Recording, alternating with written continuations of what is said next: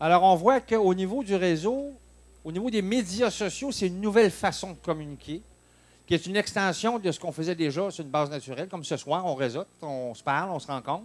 Il y a d'autres types de réseautage, d'autres organisations, que ce soit le CLD, la Chambre de commerce ou peu importe. Mais là, il y a une extension électronique à ce réseau-là. Il y a une extension qui va extrêmement loin. La journée où on aura des colonies sur Mars, hein, on va réseauter avec Mars.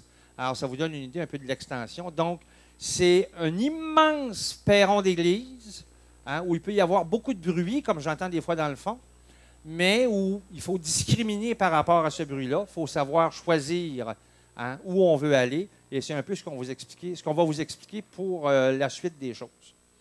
Alors, évidemment, le choix des médias sociaux dépend de la stratégie qu'on a dans l'entreprise. On parle d'entreprise, on ne parlera pas personnel. Alors, le choix des médias va dépendre évidemment de votre stratégie, de votre clientèle, de ce que vous voulez faire. Et on va écouter quelques minutes le témoignage, et n'y voyez rien de politique. Hein? C'est le Twitter canadien par excellence. C'est celui qu'on voit quand on parle de Twitter. J'ai entendu un nom, Denis Coderre. Alors, M. Coderre explique brièvement ce qui sont l'utilisation des médias sociaux. Alors, c'est parti.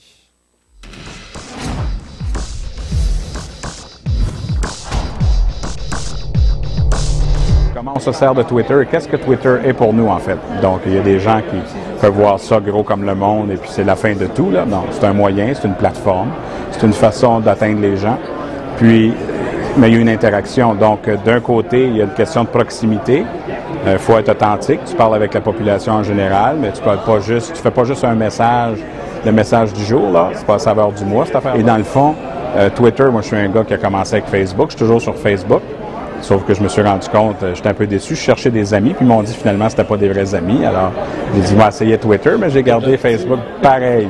Alors, tu vois, j'ai quelque chose comme 10 450 abonnés de Twitter, mais moi, j'ai pas une page perso. J'ai une page perso, mais j'ai pas une page fan parce que je voulais garder cette relation personnifiée. Donc, j'ai 5000, dont 900 en attente. Je m'excuse, là. Aussitôt qu'il va y avoir de la place, on va vous prendre.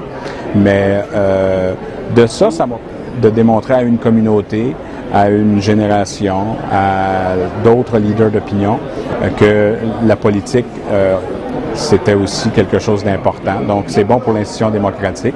Ça me permet, avec cette proximité-là aussi, de démontrer que les politiciens, c'est des êtres humains, puis c'est des gens qui ont des passions, qui peuvent partager des choses également. Et de ça, il y a des gens qui nous disent « Ah, vous ne connaissez pas comme ça ». Les réseaux sociaux font partie d'une stratégie, que ce soit Facebook, que ce soit Twitter.